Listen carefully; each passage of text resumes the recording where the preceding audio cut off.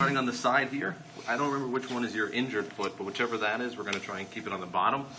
Every time we're in three-quarter guard, our main goals here is not to let the guy try and squash us down into a Z guard here. Whenever this happens, we're looking to push his shoulders up and my knee wipes wide. And I'm always looking for about a 90-degree angle in my legs here, okay? And every time we're here, I never want to let his shoulder dip down, so I'm always trying to keep him upright because I need to be able to attack this arm and I need to be able to have a clear path underneath his legs. So the first thing we're going to try is my left foot is that's on his hip or it's floating. Either one, you can support a lot of weight. What I'm looking to do is I keep my hand on his shoulder and my left foot is going to lever up like this, okay? Because everybody has good posture, we're hoping, so they have elbows in. So I lift my foot up and all I'm doing from here is that space that I made, my arm takes it underneath and I get my drag from here. As soon as you guys get your drag, don't hesitate. Just get right to the seat belt from here and start taking your back control. Okay? Do that one more time. So like I said, we're here. You could be 45 degrees with your legs, but try and do your best to push him up and just wipe your knee wide to keep him upright, and our legs are going to be stronger here. As soon as I'm here, I want to always just keep my hands by his shoulders in case they dip, and mainly for my offense arm drag here, my foot comes up to open that space, and it's not your traditional arm drag where I'm going here and pulling him. It's more modified than that, okay? It's here, and my hand just cups around his tricep to here, okay? So when he has his elbows down here, I'm actually pushing this up so that I could catch underneath to pull it through.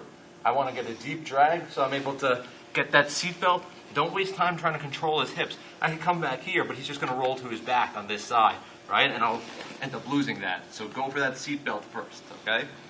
Next part, we're going to do same position here. We'll take it as if Nick squashed it down again, and I keep framing and pushing him back up to here. Now, from this position, he has a feeling that the arm drag is there if he's felt it already, okay? So he stays back on his base. All I want to do is use the palm of my hand, and I'm just trying to get my hand underneath the crook of his knee here.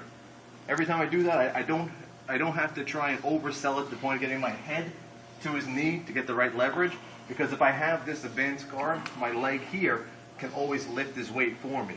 So as I'm here, all I'm looking for is if he goes to grab my head from here, I want to block it, or I can just pass it over my head this way. So as he reaches here, I go over, and my left leg's going to kick.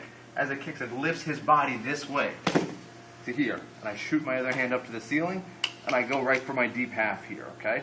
So he's based over here. I figure four my legs, and I hold on to his kneecap here. I want to hold it kind of like a genie grip. As long as my chest is facing this way, his hands are on the mat, and the weight's not on me, I'm able to hip out, get my knee in, and the bottom leg goes to his knee. Now from here, my right hand controls his kneecap, and I'm going to push to go from my shoulder to my elbow to my palm. So I push to get to here, okay? As he's basing out, looking to turn or run, I make sure his knee doesn't turn down so he could sprint. I hold this knee up, and my head stays tight to him. I want to make sure my chest is parallel to the wall. As soon as I get to here, I start my tripod, and my left hand that I use to base goes right to his leg, and I turn him over to here and get ready to pass. Okay? So we'll do that one more time. So we're going to be here. We push him up. We get to three-quarter guard here. Now from here, he reaches for my head. As he's reaching, my hand is ready to go under. I wipe this one over. My fingertips go underneath his knee, and I kick this way. I shoot my hand all the way to the ceiling so this falls into the crook of my neck, and I figure four my legs.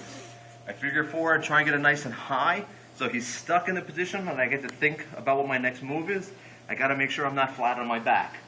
I'm on my side, holding on tight. The top leg hips out so that my knee is able to slide through. Now the bottom foot just goes right to the knee, and from here I'm going to extend, and I need to get to my palm, not my elbow. So I extend to here. As soon as I get to here, I control the knee, my head is tight, I hip away, still looking up. Don't let your head go down so this gets lost. Keep it nice and tight. Grab the foot, stand, and as I stand, I turn him over, and I get ready to pass.